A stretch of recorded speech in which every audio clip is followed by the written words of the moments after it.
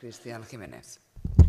Sí, diverses idees en relació a la moció 13. La primera de totes és explicar que la negociació per subscriure aquesta moció ha sigut molt poc satisfactòria per nosaltres, pel nostre grup.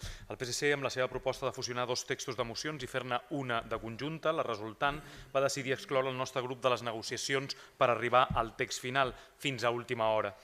Quan vam haver de prendre decisions a contrarrellotge i sense capacitat real d'incidir al nou redactat d'aquesta moció, de la final, de la que hem presentat avui.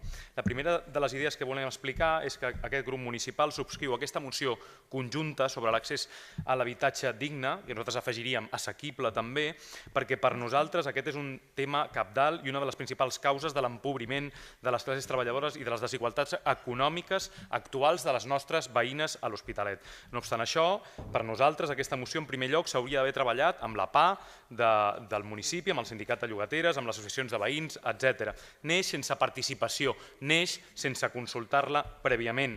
Nosaltres ho vam proposar, deixar-la sobre la taula i treballar-la millor, de forma participada, però ens van dir que no, que semblava que era molt urgent presentar-la en aquest ple.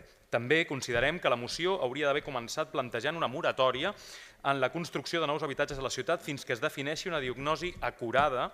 Aquesta seria una prioritat per nosaltres, una diagnosi acurada de la situació de l'habitatge i de l'urbanisme a la nostra ciutat avui.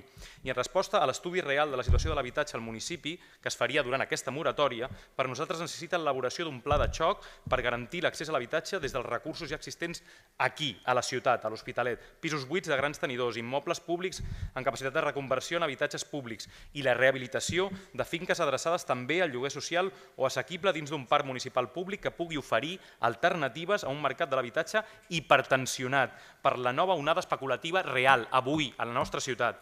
En un principi, la moció proposada per Iniciativa Esquerra Unida Pirates, tot i no recollir la moratòria com un dels acords, s'hi feia descripció i anàlisi de la necessitat de la